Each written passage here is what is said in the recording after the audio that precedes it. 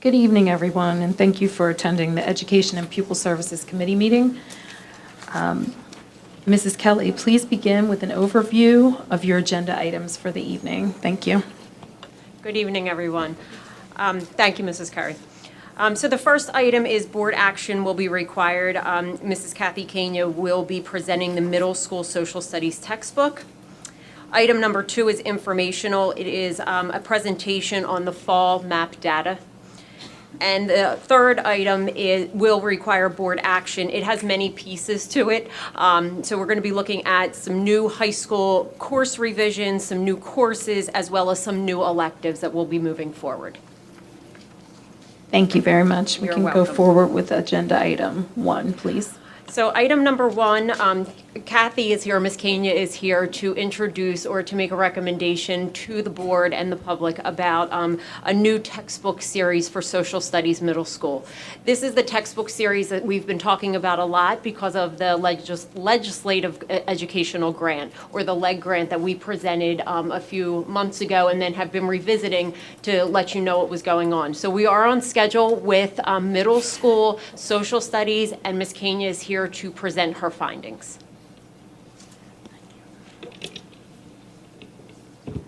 Good evening, everyone. Thank you for having me.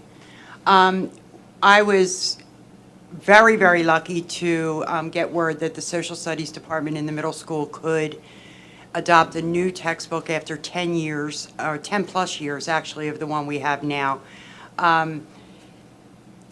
That picture is representative of how I felt and then all the teachers felt when I told them that this money was going to become available to them. So we started out the process by inviting 5 companies to come and present to me. The big 5 publishers in our area. They all came mid-September, different days, did a whole presentation with the sales team and materials. Most gave me materials that I could then hand out to middle school teachers to peruse.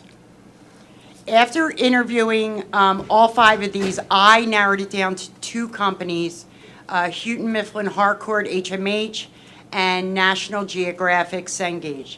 Those 2 companies then presented to a committee at Drexel Hill Middle School after school, a committee of around 20 people that included upper administration, representatives from SPED, special ed administration, assistant principals, principals, and middle school social studies teachers from both schools.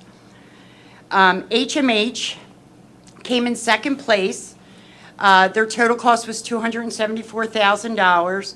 The 2 complaints I received about HMH were the website was not quite developed, relatively new, and typing on a PDF was problematic for them.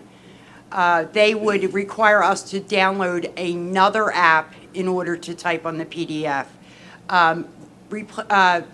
Being mindful of our carbon footprint, that was really important to the teachers, that we could cut out a lot of the papers in the classes. National Geographic was the company that everyone seemed to agree was the best.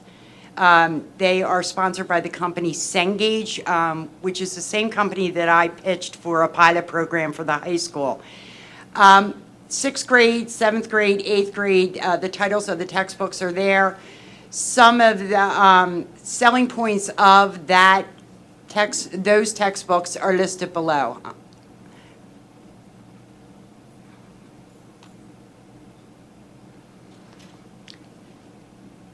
Two things were most important for the teachers. They wanted accessible text for our students and equitable accessible text.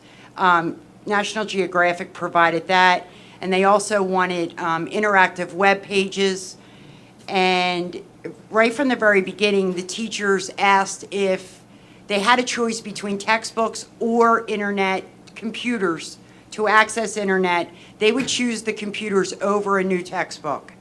I am humbly asking the board to provide both to us. Very, very excited to have a proposal that includes a Chromebook card for each of our 24 social studies teachers, which will include 32 Chromebooks in the cart. These are rough estimates. Carts are about $1,000 a piece, Chromebooks $300 each. I broke down the cost, 12 per school, and the total cost being $254,000 roughly.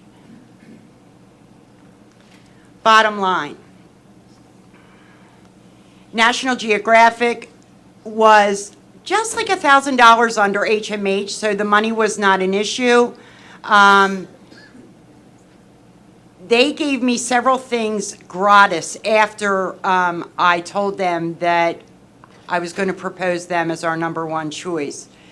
They gave us 50 extra 8-year digital subscriptions per grade, and 50 extra books per grade for me to hold at admin, so that if textbooks got damaged or lost, I would be able to replace them over a period of several years. Total cost $526,000 plus. Just a picture of each textbook. 6th grade, the reading lexile is 1020. If you can see that well, it falls right in the middle of the 6th grade recommended reading lexile.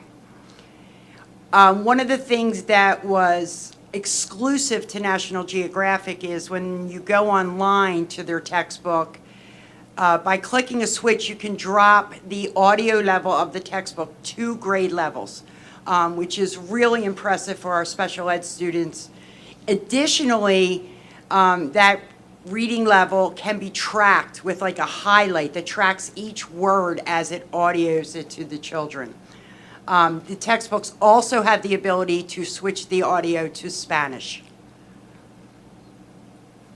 7th grade, World History, Great Civilizations. That reading lexile is 1040, also firmly in the middle of where a 7th grade textbook should be.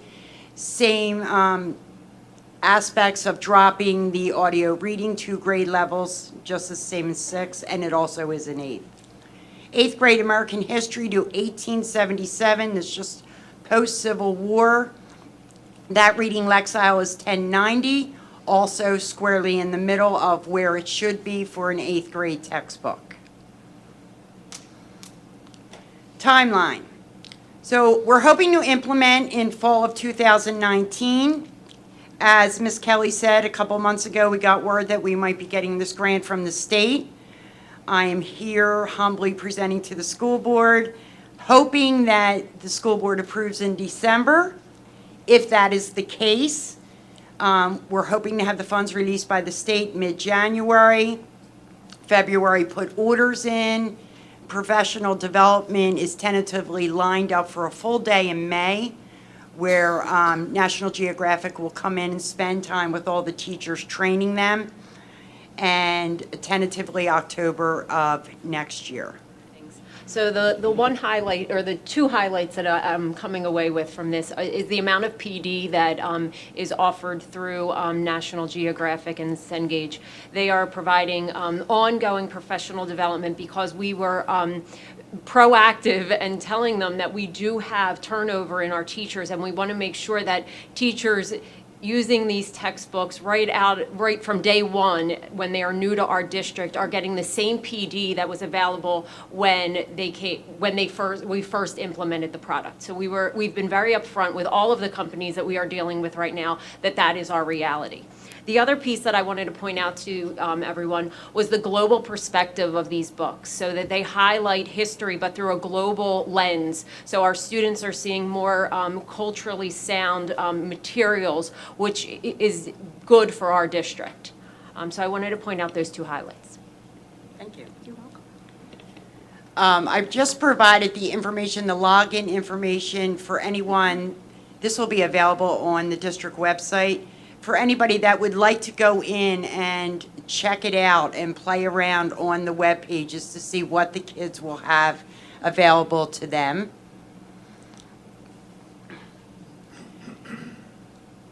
Just a couple testimonials, Council Rock School District.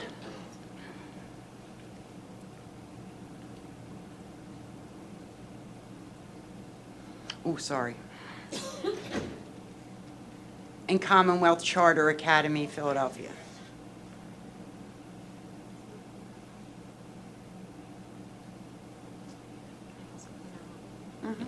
I also wanted to point out that this is, the people that we're dealing with, our sales reps, are local sales reps, so they're right in Philadelphia. So they've been very good to us and come in at the drop of a hat, more or less, to really support us as we are moving towards this big implementation. So they've been very good to us, and they keep reassuring us that they will be there every step of the way as we are implementing. Okay, that was a great presentation. I'm going to find out if the board has any questions, but I do have a question before I open it up to the board. I know with the legislative grant that's coming through, Dr. Taylor and I were talking, I feel like this is coming in under budget for what we had allotted, that was allotted for that. Is that a true point, or is it over? It's a tiny bit over, so we budgeted about $500,000 for the social studies 6 through 8 textbooks. More money was budgeted for ELA and math, so we're still working on those pieces. Our presentation hopefully will be in December, if not, I don't know what's going on.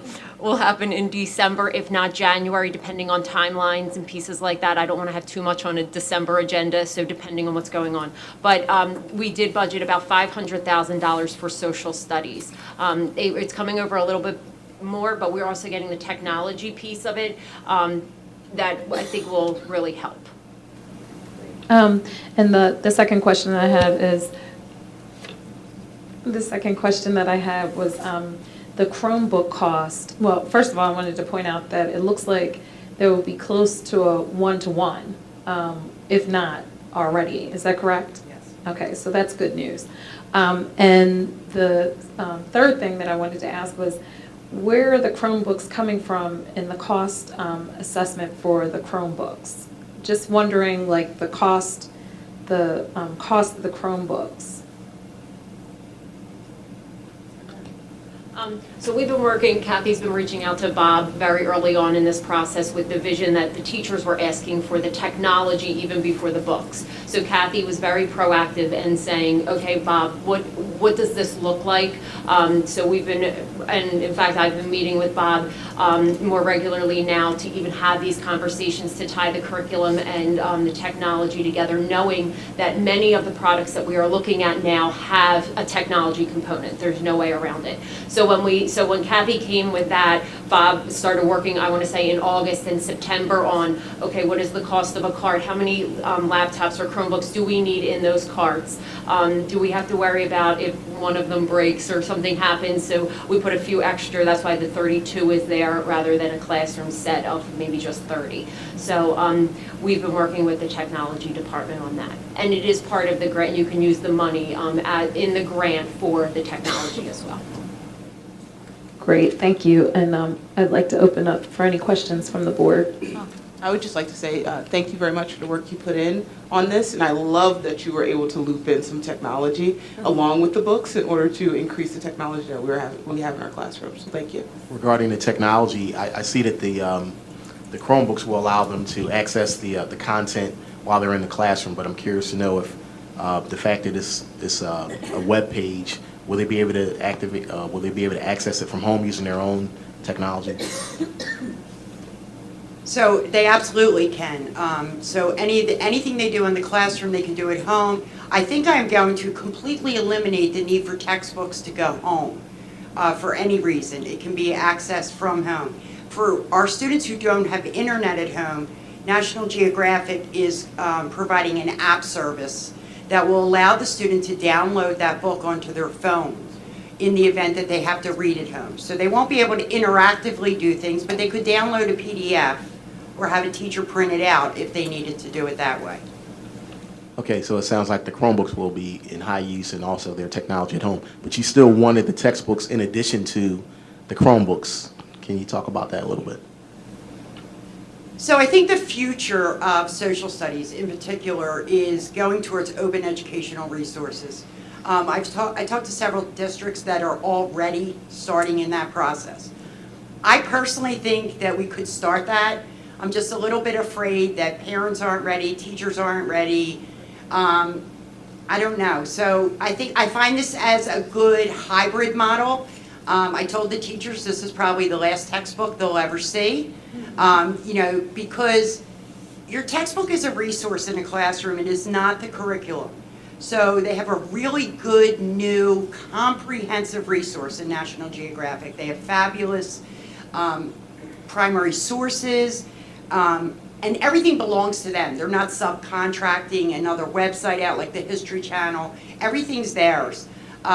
So we have this great resource now, and it gives the teachers legs to stand on.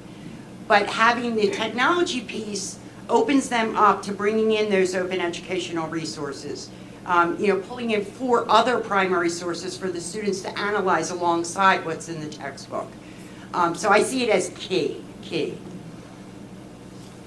Thank you. Mr. Brown, just another piece of that. Many of the companies, as we were looking at ELA and math, as well as social studies, you can't just buy pieces of the technology anymore. So you have to buy the textbook, you get the technology. So they've been bundled, and they bundle them in a way anymore that the license expires as the textbook expires. So so you kind of get stuck in this piece that it's a 2-for-1 almost, what you're buying. You're welcome. I think all the more reason, Kathy, that at some point we have to get rid of these 20-pound textbooks and realize that these are the resources and talk about the primary resources through the technology that's there because of what you're describing, Christine, which is this bundle, which is almost like you're forced into this relationship that way. I think the open resources is something in the next 3 to 4 years we should definitely consider as that next step. I agree. I'm just interested in how the libraries in our district will respond to this. I mean, as far as research and that kind of thing. So at the secondary level, our middle school librarian will be thrilled. Mr. Damman is always pushing out digital resources for the students to use, like Gale. So this is right at their fingertips on a Chromebook now. It's never going to replace an actual book, an actual biography in the library, but it puts, as you well know, students can find out whatever they need to know within seconds now. With the help of the librarian, you can access those sources faster, more accurately. They're not just doing like a Wikipedia search, they're doing real journal articles, real primary sources that are preferable to use. I think it's also fair to say, Judy, we know that you love libraries. Yes, I do. Yeah, be careful, tread lightly. Libraries are changing. They're turning into multimedia centers in schools, and they're really technology. And while we like books, I think they're moving in a different direction, using the technology as that resource for kids. So I think we've got to be aware of that. As the STEM certifications change for teachers, the library personnel will change as well, and the use of the libraries will change. And Mr. Dampman just attended an in-service on November 6th with the county-wide, looking at library as a multimedia center, how to connect students to primary sources using technology, as well as how does the library look today. So he has been staying current with all of those pieces. Then he also comes back and shares that with the elementary librarians as well. So he's been our go-to person with that. He embraces the idea of bringing those two worlds together, and he knows that that's the trend of today. So he is accepting that. It seems like it's a very brand new program. I don't know how many schools might be using it already as a way of endorsement. These are the only 2 schools I had for an endorsement at the middle school level. At the high school level, it is highly regarded. And like I said, a lot of the middle schools I consulted are using TCI, Teachers Curriculum Institute, which is what we have now. They also have older textbooks as they contemplate where they're going forward in curriculum. Okay. Well, thank you for your enthusiasm, Ms. Kenya, and also I'm hoping that we'll be able to be one of those testimonials up on the screen if it goes through the board. You seem very excited and enthusiastic about what they're offering, and we appreciate your research on it. Thank you. As we move forward into agenda item 2, thank you. The second item is informational. We'll be presenting the fall map data. When we planned this agenda, this was prior to the Future Ready PA Index being released. Now, as of a week ago or a week and a half now, the Future Ready PA Index has been released. So we thought that we were presenting some data to you. Right now, we're going to be presenting map data, and we will be looking at our December meeting to use that to talk about the PA or the Future Ready PA Index. So our presentation is going to focus on our, as Christine said, our measure of academic progress, or MAP overview. Currently, our students in grades kindergarten through the 9th grade are all currently taking the MAP assessment in the fall, winter, and the spring. As many of you know, the MAP growth measures what students know and informs us on what they are ready to learn. It's an adaptive test that needs to be taken online, and I think that's what makes it special and unique, and why we've decided to move in the direction of having all of our students, not just the students at the secondary level, but the students starting in kindergarten all the way through the 9th grade, take the test 3 times throughout the year. All kidding aside, I do have a favorite chart, and this is one of them.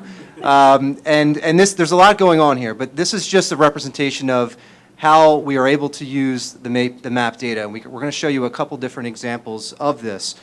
This particular chart is not pulled directly from NWEA or the MAP Assessment Corporation. This is actually taken from our performance tracker system, and it's taking a look at here the students, the 911 students that took the MAP reading in the spring of 2017-18 school year, and that same cohort of students, so 911 students that also took the assessment in the fall of this school year.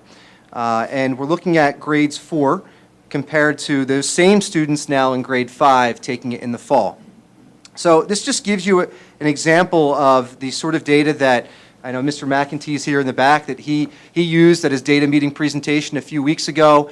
And what this is showing us is trends in the data. And while most of the students stayed within the same reporting category, over 600 of the 911 students, which makes sense because this is comparing the spring of last year and the fall of this year, which with very little instruction happening in between that. It does show that 156 students moved upward and 128 students moved in a downward direction. So the elementary principals at least are already used to hearing me say that our goal, very simply stated, is to have wide arrows pointing in an upward direction. Because the wider the arrow on this chart, the more students that are in that group, right? So we're looking at that really thin line from the proficiency level, the proficient level category on the left at 263, moving all the way down to 140, the below basic area, right? So that's thin because it only represents 3 students, okay? The wider chart here, the wider arrow, starting at 167 below basic and moving upwards towards basic, that arrow there represents 63 students. So this is interactive. It allows us to, not right here for the sake of the presentation, unfortunately, or I guess fortunately for you, but you can click on this and then drill down to these students, see who they are, and see how they've done historically over time. This is the same chart here, just at the secondary level, giving you a snapshot of... Can I interrupt you really quickly? Oh, yes. Can you tell me what the numbers are for the advanced? I'm sorry, yes. Thank you. Good question. So those are the number of students that are in those performance level categories. So looking at this particular chart, again, this is measuring the spring MAP score. On the left-hand side are 7th grade students. So we're looking at 712 students total. So if we added up the numbers on the left-hand side, the 279, the 269, the 85, I believe that's 79 at the very top there. You're looking at the total number of students that took the test in the spring of last year compared to that same cohort of kids, the same group of kids that took it again the fall of this year. So that's showing them as 7th graders last year and 8th graders this year. Okay, and it's telling you at the top that this is specifically for reading and writing. So if we're going to move forward here, and Dr. Manfrey is going to discuss with you just this slide here and some of our goals for the winter. I'm going to try to. What you see in this slide is a representation of how our students performed K through 9 on average, the average RIT score. And I apologize, I know those numbers are with my early onset of cataract, I'm even having a hard time seeing them. But the average, for example, math score for our kindergarten students was 133.9. Now, let me just say this basically. The higher the number, the better the student has done on the test. RIT stands for Roush Unit, which is basically a measurement scale developed by NWEA that helps to simplify the interpretation of the scores. And it relates directly to the curriculum, the curriculum scale in each subject area. So basically, the higher the RIT score, the better the student is performing on that test. The first two columns represent the scores that the students achieved on average in the fall, and the second two columns are the goals that we have set for our kids K through 9. So the first two columns represent math scores from the fall and reading scores from the fall. The second two columns represent the math goal for the winter and the reading goal for the winter. Just to put that into perspective, our students take the MAP test 3 times a year. So they take a beginning of the year, which gives us the baseline of what's happening, in the middle of the year to give us a snapshot of growth there, and then the end of the year to see the next snapshot. So that's why it's broken up. It's fall, winter, and then a spring score, and that's how they report out a MAP as well.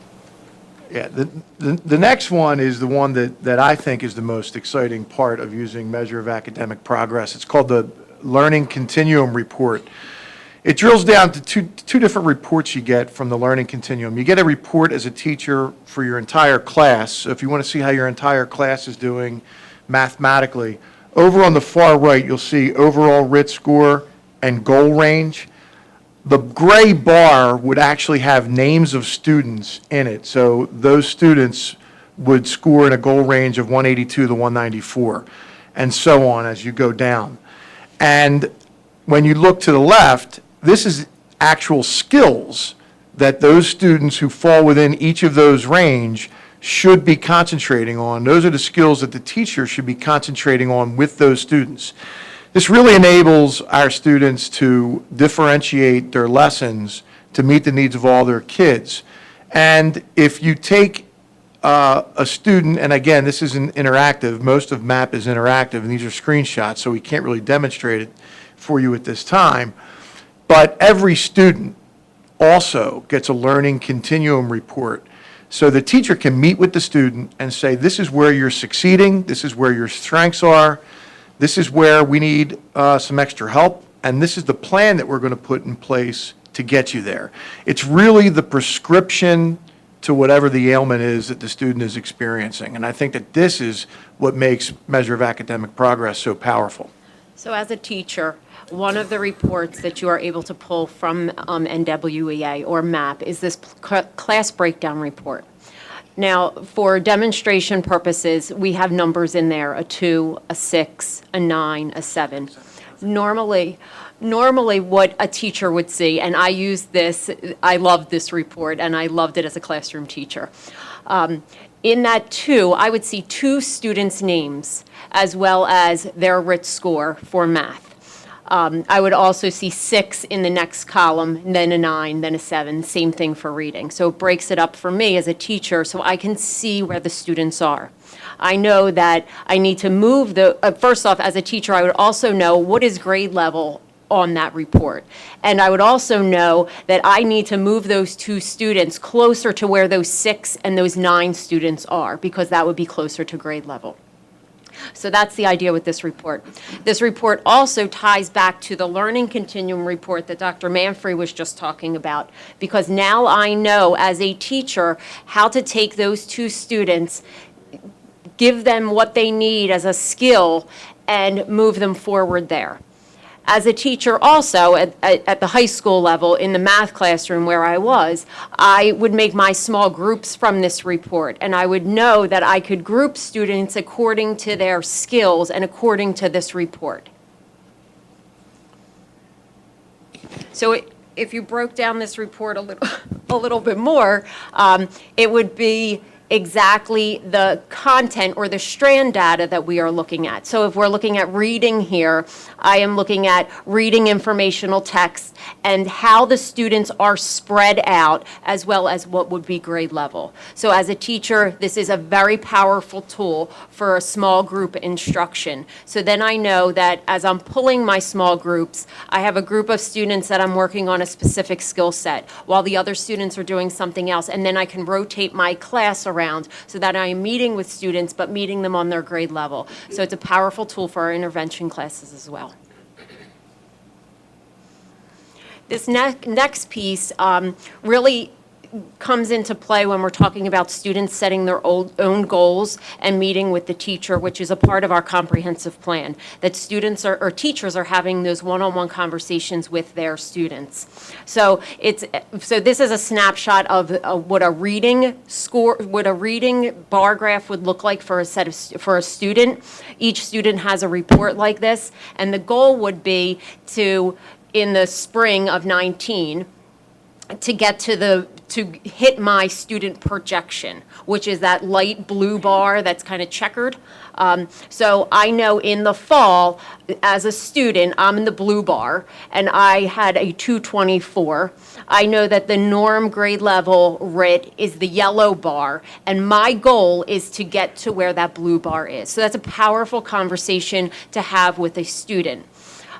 Also from this report, I know where I am scoring as of reading informational text. I'm scoring high as a student. It also tells me where my Lexile level is. So the teachers have that conversation with the students. It looks different for every grade level, of course. I'm not having that same conversation with a first grade student that I am with a fourth or a fifth grade student. So the conversations look different, but we do focus on getting those bars a little bit higher. The idea here is growing.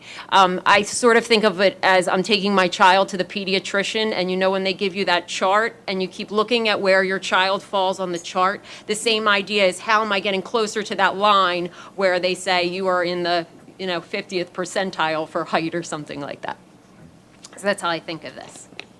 So as you've heard a couple times this evening in this presentation, it is a very interactive tool. This is a feature that is relatively new to MAP and NWEA. It's the student profile page.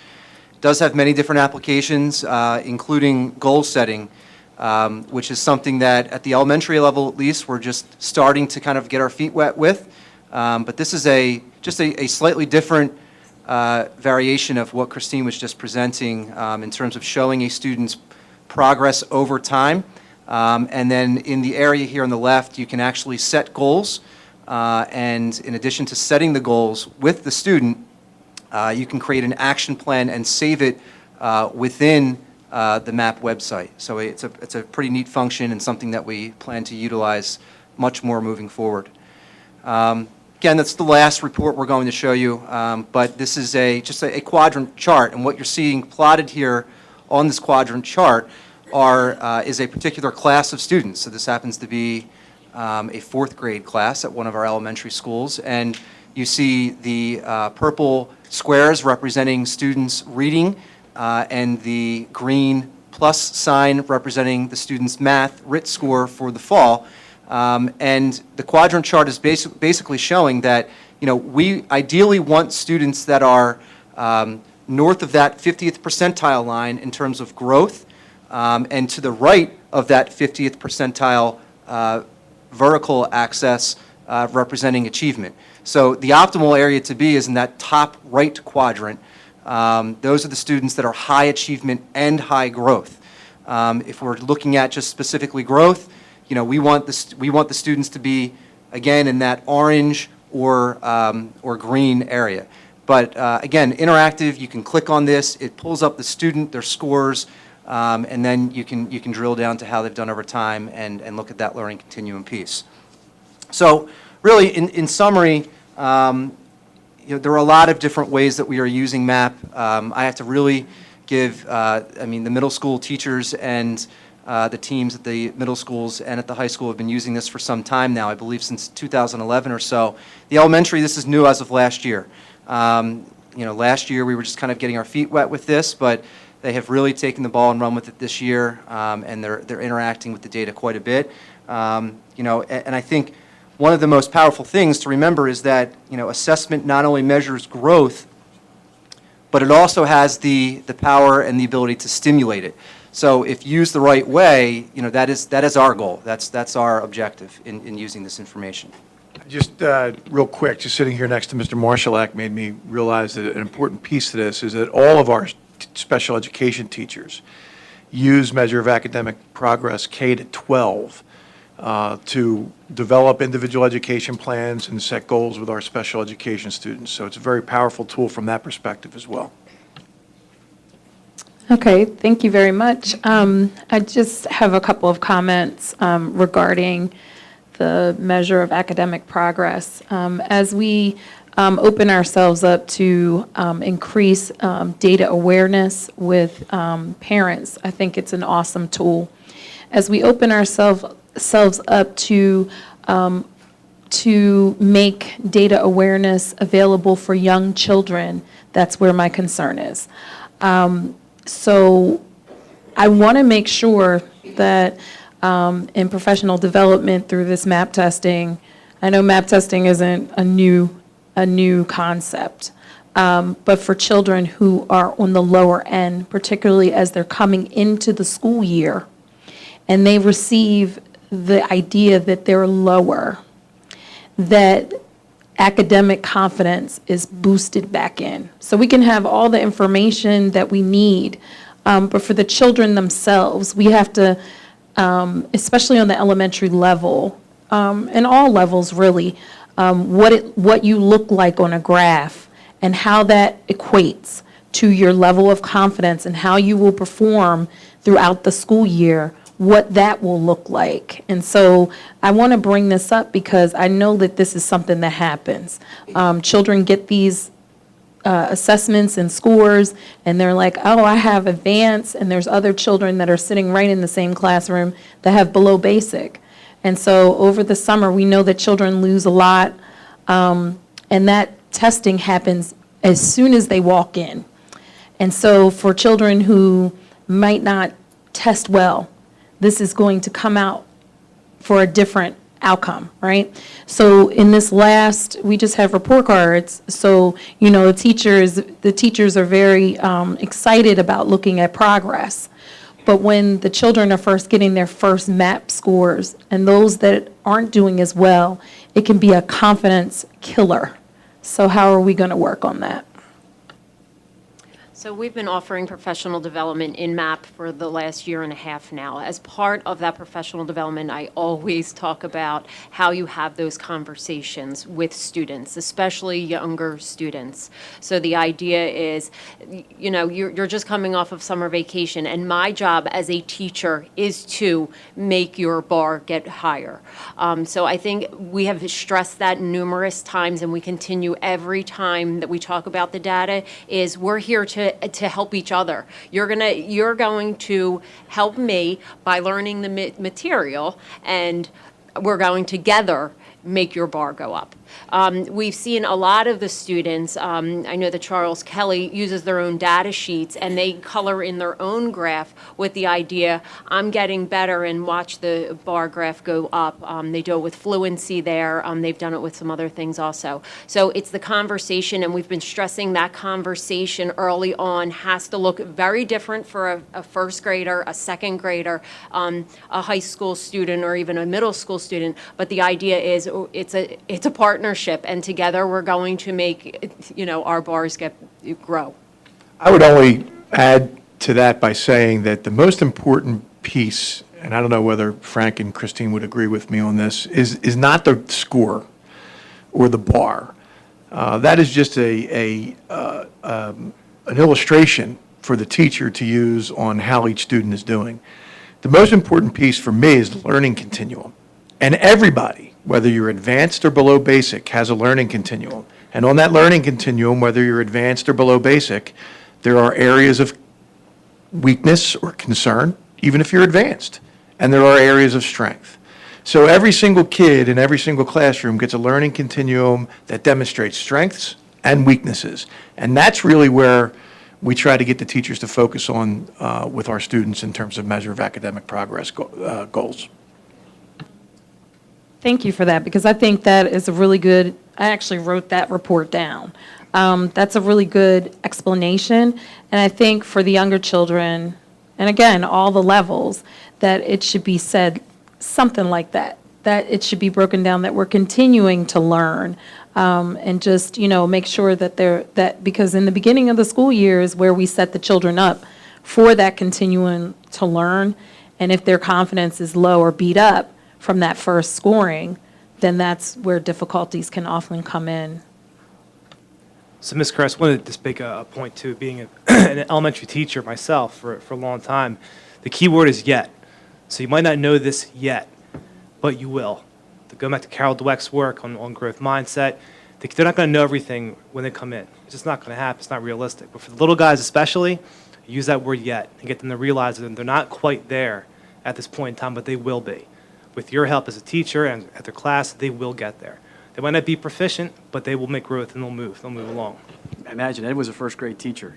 Two things with that, though, I think are important that you're highlighting. Number one, we didn't have this data, and I want to thank the board and Ed and Bob, that for years in our comprehensive plan, in the area where we needed this kind of resources for elementary teachers, we didn't have it yet because we did not have the technology.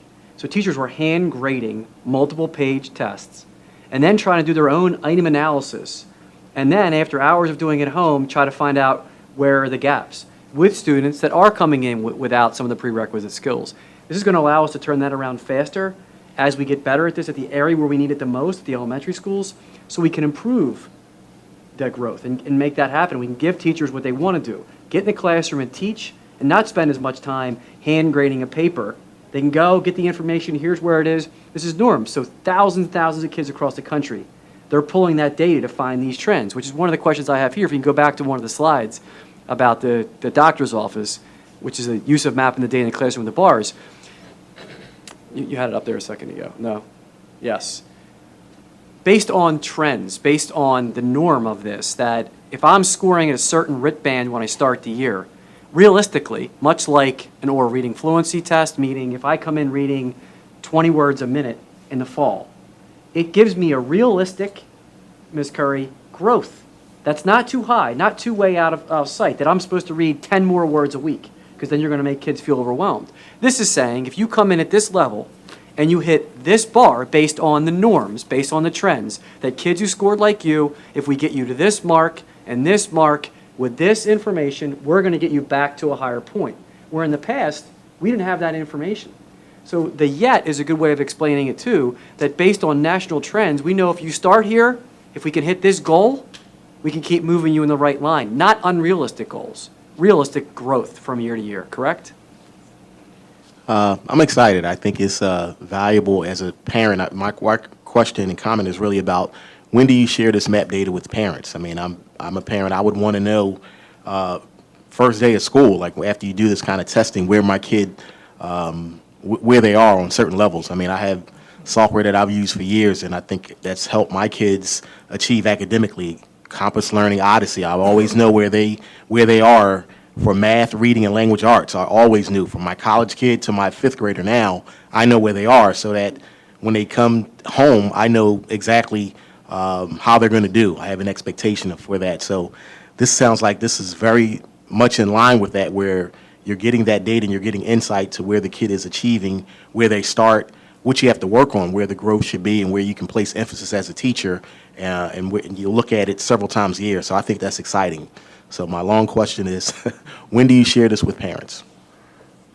So at the elementary level, it is printed on the report card. So you see a bar graph or a horizontal bar graph with a diamond, and it shows where the student starts, and then the winter map score will show up next, and then the spring will show up the next time. Also, during conferences in the fall, this is shared as the goals, but also what skills we're going to be working on together as we've set goals in the classroom.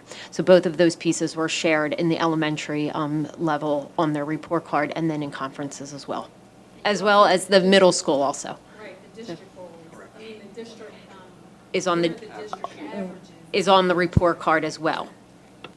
So I would want to know maybe earlier, because like you learn at the beginning of the year, this kid may need help with fractions. So as a parent, I would want to know that, because I'm going to be teaching my kid at home to make sure that skill is addressed. So I don't want to know when we get to report cards that, okay, they started here as a deficiency in fractions and we got them to here. I would want to know that day one so that I can be working on it at home, so that when you start testing them, they're where they need to be.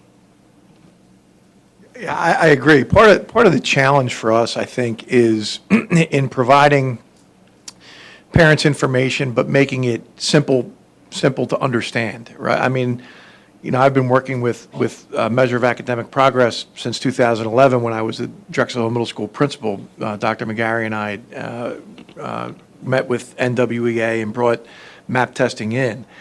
There's still nuances to Measure of Academic Progress that are difficult for us to understand even after working with it for so long. So, but to your point, I think, just sending a piece of paper home to parents and saying, hey, here's your Measure of Academic Progress update, doesn't cut it. We have to find a way to, in a sense, professionally develop our parents on what it is that they're looking at. And at conference time, it's easy to do that because you have them right in front of you with the students, and you're able to review, hey, this is where you were in the fall, this is where we hope to get you in the winter, and these are the things that we want you to work on in the meantime. But we should come up with a way to do exactly what it is that you're talking about. And to answer that further, Mr. Brown, the testing window itself actually wasn't scheduled to end until the end of this month. I went in and ended it early because for the sake of this presentation, but testing, just you saw the one graph, close to 1,000 students in one grade. It takes a lot of time too. So it's just a matter of getting all that information and then being able to confidently report out that it's accurate. But 2 points to Mr. Brown's question. One, if I'm a first grader and I end in the spring, I can have that information rolling into the next school year. So we should give that information. How can we give that information? We're looking into an elementary school learning management system that not only when the data comes in, we should be pushing out that way, much like the technology in the conversation earlier, which we're talking about exploring and bringing forward to the board, an LMS for the elementary schools that will allow us to push out this information saying, work on fractions. Not only work on fractions, here's how to practice the fractions at home. Here's a video. If you're a kindergarten and a first grader, here's how you make the sounds of the letters of the alphabet. Here's how you blend those words. We are going to make videos so you could teach and practice at home, or if you can't do it, kids can put their headphones on and practice that skill set that way through that learning management system. That's our ultimate game plan in pushing this out that way. So once that data rolls in, the one thing we know is we have a summer slide, yes, but our expectation should be we're starting the school year that way with where you left, where we got you to, so pick up the pace as fast as we can. We're in the midst of, it's K-8 that we're looking for a learning, we have, the only learning management system we have currently is SchoolG here at Upper Darby High School, so.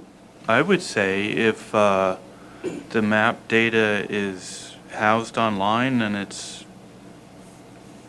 data kept for each student, then, with your strong relationship with NWEA, have you been discussing with them the possibility of parent access? Currently, they don't have a login portal for parents to access this information. So what would have to happen, which I believe other districts do, they download the reports, which for us would be thousands and thousands of students. They download the report and email it to a parent, or they print each of these for the parent so that they could see it. So that means that we would be using that paper and that ink because it's harder to read when it's not in color. So right now, NWEA does not have that capability for a parent at this point. I do know that they are always looking for suggestions and ideas, and we have a rep there that always takes our suggestions and ideas, so I will reach out and find out if they are working on any type of parent communication piece. Thank you. You're welcome. I think it's also valuable that the report card at the elementary level that was a struggle is better now because it's not just, to Mrs. Curry's other point, a BB. Imagine how, when I was an elementary school principal too, a kid would get a report card that said, you're a BB, you're below basic, down the report card. This isn't showing you as a below basic. This is showing you in a certain area where you can grow instead of labeling you that way, which is one of the other advantages. We've moved away from that old report card mechanism. Hopefully, we're going to continue to move toward this. We're just going to celebrate your growth and not label you as a below basic, which the old report card did as well. And to Frank's earlier point with the graphs, that is not part of MAP. It's part of our eSchool or SunGuard program. That information can be made available to the parents in their system that way. They can log in that way to see how their students are doing in the portal that we have for them to check their grades. All right, from our Performance Plus, not to MAP, but we can load their MAP information, which that first slide was, into our student management system, our SunGuard program, our eSchool, that provides that information, then they can get that information there. Are there any other comments or questions from the board? Okay, thank you very much. That was a very informative presentation. Thank you. We're going to move into agenda item 3, which is going to require board action as well. I want to start by saying that all of the items listed in agenda item number 3, and there are many pieces to this, are either a course revision or a course addition, and then there's some electives also. With all of them, the curriculum supervisors met with groups of teachers. Mrs. Simone has been working with her department chairs as well on this. So it's been a collaborative effort, all of these courses that are coming forward right now. Also, all paperwork for these courses, so all the ARs are uploaded into the system if anybody needs any more details on these courses. Instead of me reading word for word all of these courses, I'm going to give a summary of what you would see or the highlights of these courses. But they are available to the public. They're available to all the board members already in agenda item number 3 on board docs. I give Ms. Anthony a lot of credit because this is the most ARs or attachments that she's ever seen. So we have been working feverishly to get everything lined up so it would be easy for everybody to see. So thank you, Ms. Anthony. The first one is the revision, the high school revision to the research and writing, which is an ELA course, and English 9. The reason for this revision is that all ninth graders, or not all ninth graders, at one point, 8th grade students who took world languages came to the high school taking a research and writing class. What we heard was that many students were reaching out and saying, this course is great and more students should be able to take it.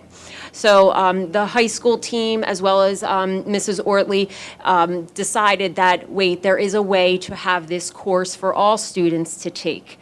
So if we take English 9, which is right now offered as a full year, full block course, and we take that and make it a half a block course, and the other half becomes this research and writing, it ties the two pieces together. So they not only have the ELA piece, but they have the reading and the research and writing connected together so that they're getting the both of those pieces together. So that's the idea with the first course. So one half would be an English 9 class. The same standards would be covered there, and it would be backed up to the research and writing class. Same content and standards would be taught there as well. So that would be the first class that we're talking about. The second class is a new high school course, which is personal finance. It would be a math course. So we've heard from the public, we've heard from the board, we've heard from students when we meet with them after the superintendent's meeting that they want a personal finance class. They want to know, they want to be able to do, manage their money, look at different scenarios, what happens when we're investing money, what happens when you're borrowing, and what is the effects of borrowing, what does that do to your credit. So this is a more project-based course, and it would back up to the Algebra 2 class. So I'm going to tie really B and C together because they go hand in hand. Although they are two different courses, I want to explain why we have both of them. So Algebra 2, at one point, when the PSSA was in 11th grade, Algebra 2 became a full year course for a whole block, to cover or to almost review Algebra 1, and then go into Algebra 2 and get ready and have math all the way up until they took the 11th grade PSSA. When the PSSAs went away and Keystone moved to an Algebra 1 end of course exam, there was no longer a need to have a full block Algebra 2 class. So that shift can happen because we don't need all the standards there. The standards are covered prior to them getting to Algebra 2. So the Algebra 2 class, there will be two ways that you could take Algebra 2. You could take Algebra 2 as a full block, half a year or a semester, or you could take Algebra 2 as a full year, half a block course. If you take it as a full year, half a block course, then you have room in your schedule or the ability to take it, the personal finance class as your opposite, just like the ELA class and the research and writing class. So we're offering that to students in the academic Algebra 2 classes as a possibility. So I'm going to pause there because A, B, and C have a lot of information, and these are more like course revisions before I get into the electives. So I'm going to stop there and ask for any questions, if that's okay. Yes, thank Okay. you. I do have a question about the personal finance class. I'm in full agreement with it, but I do have a question about, can you turn that speaker off? I do have a question about it. Now, I know it's backed up to math, so Algebra 2 that you just explained, but the business section of the high school that already had budgeting and finance in it, what happens to those, to that section of the high school curriculum and those teachers that were pretty much already teaching this in the business section? So Mr. Schwartz has been working with the business department. He oversees math as well as business up at the high school as the curriculum supervisor. So he's been meeting with Mr. Mahoney, who is the department chair here, and he's been meeting with Mrs. Hickman, who is the department chair in math. So he's been taking those two pieces together with that idea that he does not want to see students miss out on an opportunity to take a business class, but he wants to be able to support the students that need the personal finance on the math end as well. So he has made sure that that business will stay in that course and it will not, and math will not venture off into what is covered in that business course. So he's been working very, very hard on making sure those two things are separated. Also, the other piece that ties into the Algebra 2 part is the idea of using some of those Algebra 2 skills to look at finances and look at like exponential decay, exponential growth. So those pieces that are Algebra 2 content standards would be tied more into that personal finance on the math end, but isn't taught on the business end. So he's been really balancing those two. Okay, that's good to hear, but are those are two separate classes, two separate personal finance classes then? Yes. And they have different titles. So the personal finance in math is named personal finance in math, and then the other one is listed differently in the course selection guide for business. Do you know what it's called? I don't know off the top of my head. I want to say it's personal investing or something like that, but I can look into it and let you. Finance and investing. Thank you. Thank you. So those students who might not be the most gifted in math and run away from those concepts, they can still get this personal finance course in their, in their course curriculum. So right now, if they're an academic Algebra 2 student, then they can take the personal finance class, or they can take it in the business, as a business elective. Right now, the only students taking Algebra 2 at the academic level would be offered that because of how it has to be rostered or scheduled as a half block and half block, they have to match up. We are looking at opportunities or ways for maybe the 2021 school year to look at how this personal finance in the math world can look as a different course for a student that may not be, or maybe in an accelerated level or an honors level, because we know that it's important. And we've heard from many students that they want to have this class. Our last meeting with the students last month, one student was like, hey, wait, I want this now. And we were like, you can't have it now, and we know that you're a senior, we're sorry. But we've been working hard and really looking at how we can make this happen. We wanted to focus on it also being a project-based class so that they are looking at scenarios and really working through it, and not a typical math class that students are sitting down and looking at a textbook and doing problems. It is more problem-based and working through scenarios and working in a collaborative group to figure out a best way to make a budget or, look at your finances or invest in pieces like that. Any other comments or questions?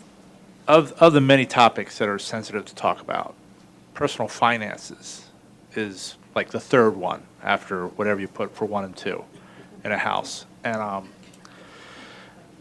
right, might be the first. And it's nice to see, the school always had the business finance, always had that for the kids who weren't taking the Algebra 1, but Algebra 2. But then those folks, they maybe didn't have time in their schedule or something like that to take that personal finance. So I think this is something that's important. And I think it was some good creative thinking that came up with it. I'm very happy to see it. And I think it's actually, 4,000 kids in a school, 4,000 kids who will probably, possibly, a number of which will manage their finances better than some of their parents. No offense. But, so that's all. It's just nice to see. The high school had issues in the past. The Algebra 2 running that long, this is a creative solution. The reality is the high school had to cut positions in 2010-11 as well. And the result is backing up these two classes together is a necessity as well because of staffing at the high school, that there was cuts to related arts staff at the same time as the elementary school cuts, or the year prior to the elementary school cuts. And that's why staffing implications come into play with the Algebra 2 class running for a full year, full block. Because once you removed electives out of the high school, the students didn't have any other places to go. So running them concurrently like this, back-to-back, allows those two classes creatively to happen because you couldn't run them in separate periods of time because of staffing. Well, that was one of my reasons for mentioning it, because I'm concerned about staffing for the business program. And I want to make sure that, that stays in there and that that's a viable option for students as well. And Mr. Schwartz has been meeting, I'm promising you that, so that does not happen. He's been working very closely with both departments so that there's no overlap, so that the personal finance class that happens in the business side of it is true to what it is. Were there any other comments? Ms. Jordan, did you have a comment? I saw. Just to reiterate the personal finance class, because I just know having an 18-year-old, they just don't understand the impact of buying Starbucks every day. With an app on their phone, it's so easy, and it doesn't matter what you say, but I think if they see it in a classroom and they realize the impact, and how much they could be saving, simple things. I'm happy that it sounds like this is going to be teaching just like the basics. So this was definitely a team effort. Mr. Schwartz has been looking at it. Mrs. Simone and her team have been looking at it, knowing and hearing what everybody is saying. To that point, you don't understand how much you spend on Starbucks until you actually see a bill at the end of the month and go, oh my goodness, I could have had a new pair of shoes or something with that. The other piece with this, the literacy piece of the personal finance is so important, and I know that there are banks in the area. I actually have a friend who really does this, and he's been here to Upper Darby to go around to talk to the children, about the apps. I know a lot of the community members and parents, they have their own apps. I know PNC is a great one where it shows you, like right on your phone, you can, and this is the wave that we're going through right now, and in partnership with Miss Jordan right now with those 18-year-olds, we can point out to them, oh, you are buying so many drinks and you're taking Uber too many times. So, it's just important just to reiterate that it stays in the business section as you've shared and the math portion as well. So thank you. There's no further questions on the course revision. So the core subjects, I'm going to move into the elective areas that still touch into the core areas of ELA, social studies, as well as PE. So I'm going to begin with ELA. The two courses that are being or the two new electives here, and I want to make it clear that all the electives, except for the first two on ELA, will be offered to 9th through 12th graders. However, in saying that, I want everyone to be aware that an elective and any course would not just run. We need to make sure that we have the number of students to run a class as well as the teaching staff that we need to run the class. So of course, we would be looking at core subject areas and graduation requirements first, and then the pieces of and yes, all the electives that they have to take, students have to take to graduate, but then we also have to make sure that the enrollment is where it needs to be in these elective classes. So I just want to make sure that that is clear to everyone. The first class is an SAT prep and public speaking class. It's offered or will be offered if approved to grades or students in grades 10, 11, and 12. The first marking period would be a concentration on SAT prep, and then the second marking period would concentrate on public speaking. The SAT prep piece would really focus on the vocabulary development acquisition of that, and then the test-taking strategies for taking the SAT. So the English department, as well as Ms. Ortley, have made it known that we need to be able to offer that to our students. The cost of taking an SAT prep class is very, very high, so if we could offer this as an elective to students, we think that it would be a good opportunity for some of our students to get those pieces that they may need to feel successful on the SAT. The other half of this class, or the second marking period, is public speaking. And the reason for this is years ago we used to do the graduation project, which we used to prepare students for a public speaking. We don't have that same requirement anymore from the state, and it's shifted, so our students are missing out on that piece. Public speaking is a big piece in the college and career standards as well. So to prepare our students early on for public speaking is a big deal. So the English department saw that these two pieces could get tied in together because you don't need necessarily a full block, full semester for these courses, but if we could split it, that it might be great for students to have that experience. So that would be the first elective. The second elective there is Broadcast Journalism 101. This is a 9th and 10th grade class. This is a project-based elective, and it prepares students for the Broadcast Journalism course 201. This gives students a little bit more experience before they get into that higher level class, some hands-on work with video production and music and short film production. So it really sets the tone for the next course, the prerequisite or the post-rec, for what would happen in that 201 class. So that was the idea there. There would be minimal cost to that class. A class set of textbooks maybe would be needed about under $1,000, probably around $750, but any equipment is already in the high school because of the broadcast journalism class that we already offer here. So they're the first two ELA electives. The next few electives are for social studies. There's 4 electives. These are offered or will be offered, if approved, for grades 9 through 12. These all are focused on research and writing, just through different topics. So the first one would be through American history. The next one will be films in world history. The third would be sports in world history. And the fourth would be women in world history. So what we would like to do here is we would like to build these all into the course guidelines and look at how we could start to write these curriculum, but not maybe offer them all at one time. So right now we are looking for board approval to begin writing these courses because they will take some time. The idea here would be to support the research and writing where we know students need some support. But through a different lens, not through just an ELA course, but through different lenses, through social studies and through the topics that I just discussed.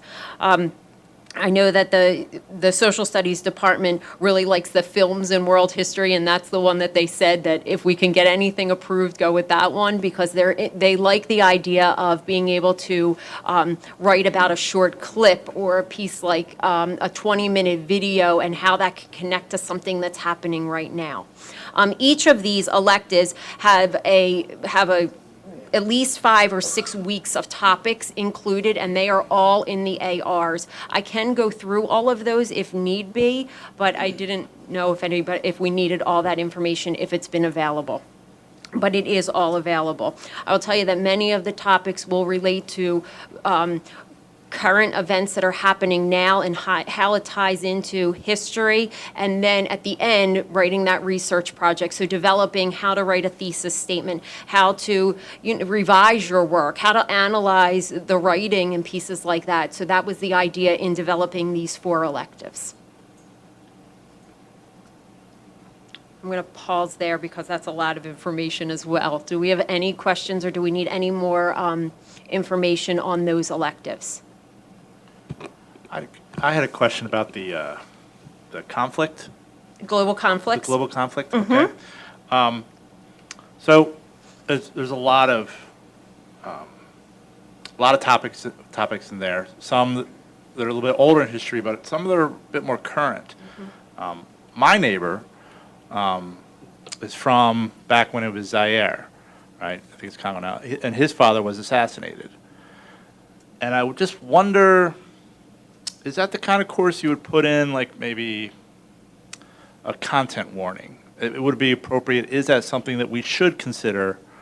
Because the kids might be like, hey, this is but the parents aren't even going to be able to, some parents, not all the parents, but some parents, and I just, it looks really interesting, having looked at the material, not the material, but what you listed out there.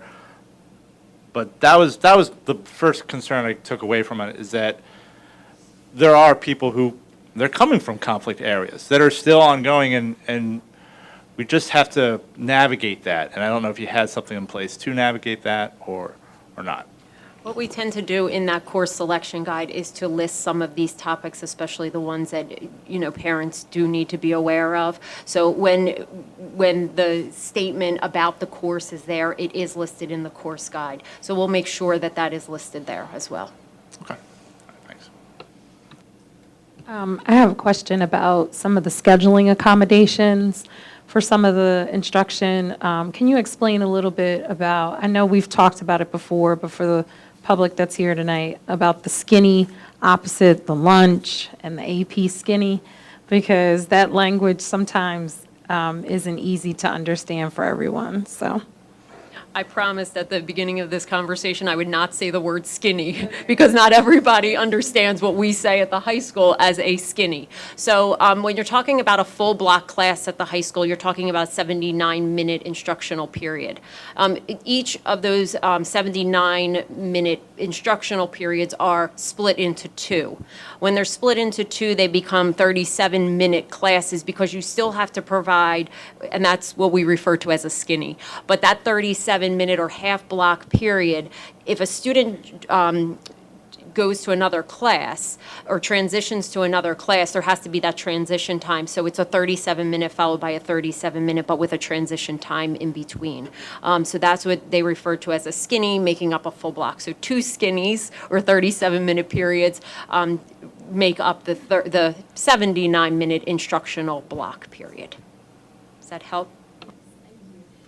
Just in connection with what Mr. Fields said about the content, oftentimes in the syllabi, it can be placed in there, and maybe the teachers put in there that it's sensitive topic areas.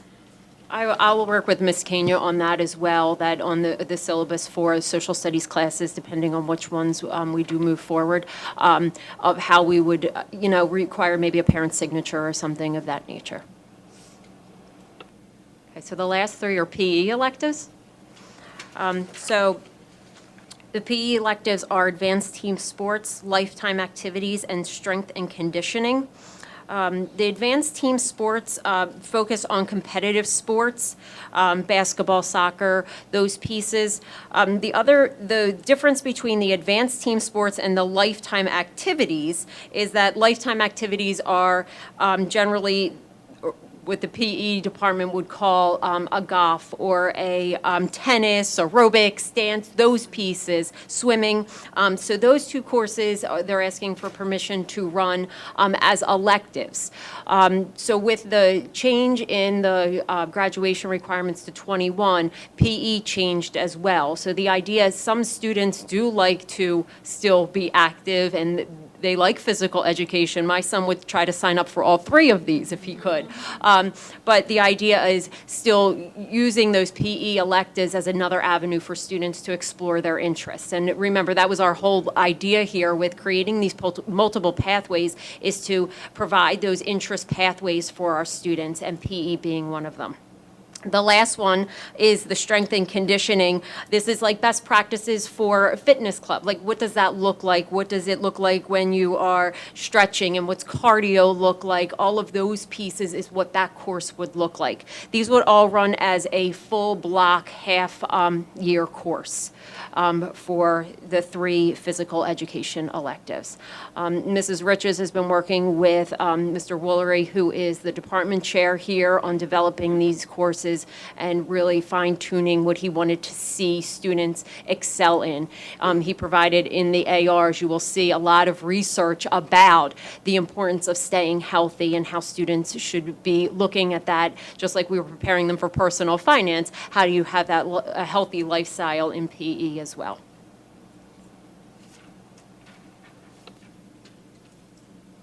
Is that it? Oh. Does anybody have any questions or comments from the board? What I, say to my children all the time is that there are definitely some sports that when you get into the business world, this is something where you can, network with people, and there are definitely business deals that are sealed on a golf course or playing tennis with somebody. And a lot of our students don't have the ability to be exposed to some of these lifetime activities. So I think this would be beneficial to, all the students in the high school. So thank you. Based on what she just said, is golf included in those life? Okay, all right. I have some concerns about the advanced team sports course. And I say this as someone who participated in team sports at the elementary, middle, and high school levels and in college. My concerns are run along the lines of, are coaches going to require their athletes to sign up for such a course? I'm not sure. I think I think in this case the devil is in the details. But I'm wondering if you could tell me a little bit more about what is envisioned for this course. So I believe the vision was how to work together as a team more through sports. I don't think it was more to be competitive like on the football team or basketball team of that nature. It is, how to play together as a, I think that's my cue to stop talking tonight. But the idea is working together as that team and, playing basketball or playing one of the team sports. But it wasn't to compete at a level, but no, it wasn't to compete at a level or the basketball team has to sign up for this elective. Okay, so it would not be focused on a single sport for No. the entire, okay. It would rotate through, so it would be like 2 weeks looking at basketball, 2 weeks looking at soccer, at hockey, at lacrosse. So they would alternate the weeks and what, even availability for the field. So lacrosse, you're not going to play in the middle of the winter. In the spring, though, that elective could look a little bit different. And lacrosse, they would be looking at for the next 2 weeks or 3 weeks. Thank you. You're welcome. As piggybacking off that, these are electives that the teachers and the administration here at the high school is putting together in tandem with the idea that there are interests that kids have that we currently don't offer.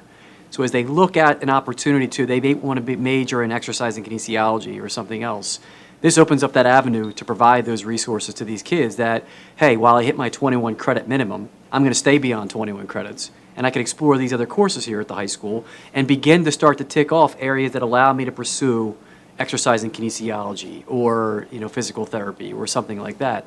This is what the high school put together. Mrs. Simone and the teachers here are trying to provide that, much to the misinformation that was put out there that we're cutting resources and cutting people. The reality is we are literally trying to provide to the taxpayers and to the kids these opportunities to explore while they're in high school, these career paths or these opportunities here after they hit the minimum requirements for graduation. Is that fair enough to say?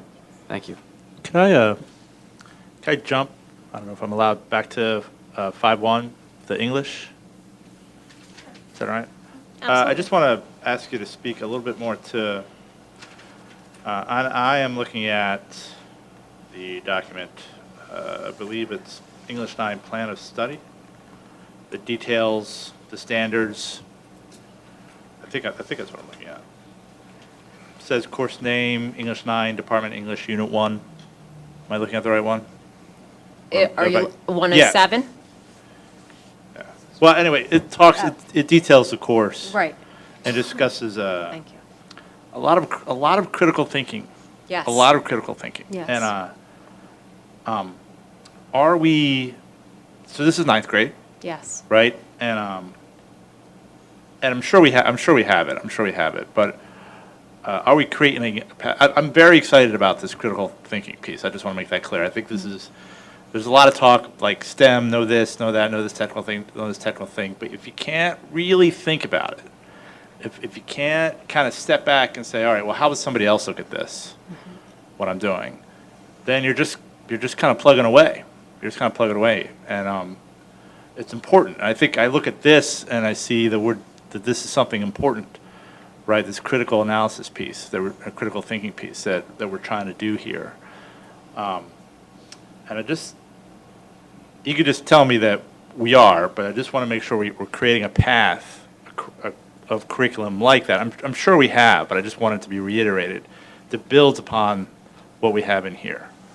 So yes, and the standards from the PA core standards do scaffold that to land into a 9th grade literature course or a 10th grade literature course. The idea is to start that analysis as young as 3rd grade. Unfortunately, when we talk about text-dependent analysis, that's the building blocks for that, and we'll share more information with that next month when we start talking about the data. But we're talking about analyzing data, text very early on in elementary school, and then it scaffolds as you go. But yes, the standards are all there. And welcome. And regardless of the Common Core standards, literature, history, Atticus Finch, don't judge the person till you walk a mile in their shoes, different perspectives. Literature and history lend themselves to that critical thinking, and I think we are teaching that early on. I think, again, I can't help but emphasize the earlier presentation on the data that you and Frank and Greg presented is so key, that if in elementary school, much to Mr. Field's real question too, if the kids aren't building the building block skills, the reading prerequisite skills, to make the next step in a piece of literature or studying world history is much more difficult. So we have to get those skills in place to then allow those conversations and that perspective to be built with our kids. And that's continue to drive home the fact that we've got to get our younger students to the right place at the right time, that those conversations that are vital can occur. And we don't treat our kids as if they can't have those conversations and they don't have those skills. When they do, we've got to build it into them early enough. So these are even more rich and more in-depth, these conversations. Really what you're saying is, by the time they get to this, we really want to have those skills in place. I mean, that's really the goal that we're having, is that this isn't where they're just kind of flexing their muscles at this point, right, is what we're trying to do. Okay. That was a great presentation, and I appreciate you hanging in there. At this time, are there any public comments on the material that was just gone over? You can come to the mic. Okay, my name's Nina Weber, and I'm a resident and also an employee of the district. And I just want to commend everybody. Give me your address, please. 4928 Woodland Avenue. Commend everybody for their hard work and their investment in our students. You really do a wonderful job. Thank you. We work as a team. We really do. So it was not just an individual piece here. The entire team, the high school has been tremendous, and the curriculum supervisors in moving these pieces forward as well. Thank you. So, Ms. Kelly, seeing that there are no more comments from the public, will you please review the agenda items presented tonight? Thank Sure. you. So agenda item number 1 requires board action. It's the middle school social studies textbook, the National Geographic textbook for grades 6 through 8. Okay, so that requires board action. So is everybody willing to move that forward? Just polling the board? Okay, great. We're going to move that forward. Next agenda item, please. The second item was informational. It was the fall map data. So we gave a snapshot of the data right now, the goals that we're setting for the winter map test, as well as how the teachers use it as an instructional tool for setting goals with their students, but as well as forming small groups and really driving instruction. So that was an informational item for item number 2. And agenda item 3, which is also board action required. Right, so item number 3 is board action. Would you like me to go part by part? Is that the easiest way? Okay, so the very first one was the high school revision of research and writing and English 9. So that those 2 courses would be revised so that they are 2 half-block classes paired up to be 1 instructional block of time. Maybe if there are certain courses the board would like to not accept, you could make a motion to pull those. Other than that, you've already presented that. This is a recommendation, perhaps. At this time, are there any courses that the board would like to not move forward? If anyone has a comment on that. Anybody? Okay, so it looks like we're moving everything forward at this time. Thank you. Thank you. A motion is in order for the adjournment of the Education and Pupil Services Committee meeting. All right, we are adjourned. Mr. Brown, I'd Yes. just like to make a comment Sure. too. And since this is new in our first meeting, that if there are questions that the public has and who aren't at this meeting, that there was a new email address created, committeequestions@upperdarbysd.org, that the community members can send emails in on any of the agenda items that were discussed.